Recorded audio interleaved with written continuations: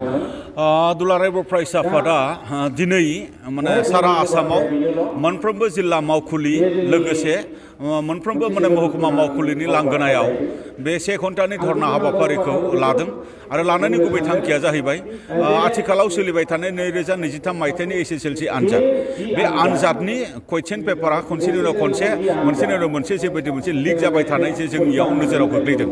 प्रथम एग्जाम माने इंलिश बे इंलिसावबो मोनसे सेन्टारनिया लिक जानाय आरो लिक जानायनि थाखाय माने बै सेन्टाराव एग्जामा जाफिननांगौ बेबायदि जोंनियाव नोजोराव गोग्लैदों दा बियो मानो जाबाय थादों लोगोसे मैथमेटिक्सआवबो जायगा जायगा बेबायदि माखासे कन्ट्रोभार्सियेल थांबाय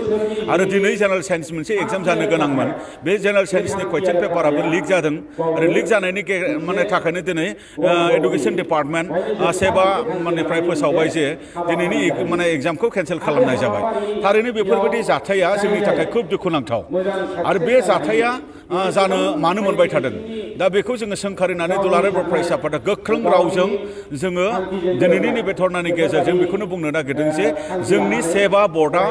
कमप्लिटलि टटेलि फेलार जादों लोगोसे एडुकेशन डिपार्टमेन्टआ फेलार जादों बिथांमोना एग्जामिनेशन माने कन्डाक्टनि जिखिनि मेकानिजम खालामनाय बेवहाय बिथांमोना फेलार जादों आरो बिथांमोना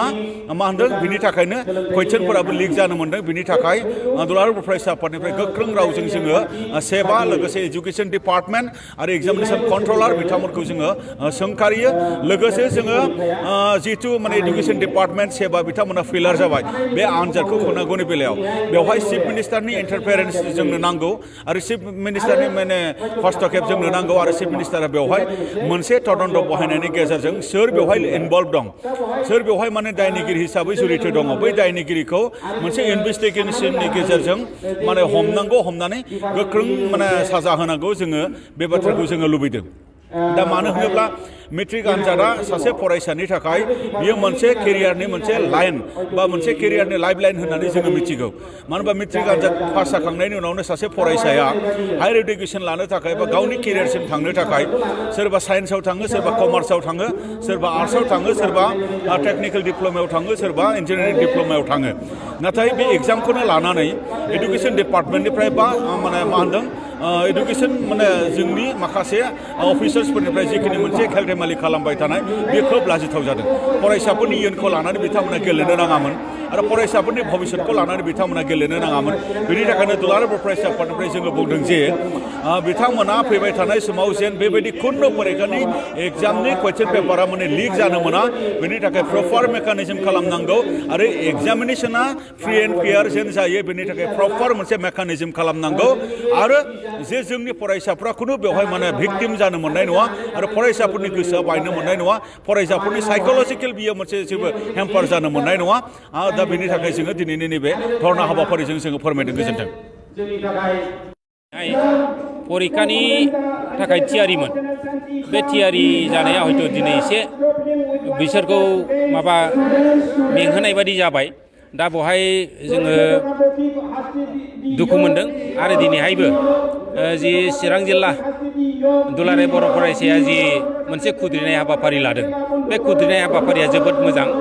आरो बिनि गेजेरजोंनो दिनै सरकारनिसिमबो दैथायहरनो हागोन आरो जाय सोलोंथाइ बिफान बे सोलोंथाइ बिफानावबो बियो मोनसे एसेबाबो सौदावहैगोन होननानै जोङो साननानै लायो आरो बे सौदावहैनायानो दिनैनि जि हाबाफारि लानाय दिनै जोंनिल' नङा चिरां जिल्लाल' नङा दिनै गासिबो आसामावनो दिनै मोनफ्रोमबो जिल्लाया दुलाराय बर' फरायसा आफादनि जि मोनफ्रोमबो जिल्ला बे हाबाफारिखौ लादों आरो बे हाबाफारिनि गेजेरजोंनो दिनैहाय जोंनि थाखाय जाय बिथांमोनहा बे हाबाखौ मावदों जाय लिक खालामदों प्रश्नखौ जाय लिक खालामदों बे लिक खालामग्रा जाय बिथांखौ हमनानै जे एकदम जोबथेसालियाव जोबनानै अराय समनि थाखाय बेखौ जोबथेसालियाव जोबनानै जुदि दोननो हायोबा दिनैनि नैबे जाखांबोनाय जि गथ'फोरनि जि थांखि आरो थाखाय बेवहाय मोनसे गोजोननाय फैगोन होननानै साननानै लायो आरो नङाबा जुदि आसाम सरकारा जुदि बेखौ लेहेम खालामनानै जुदि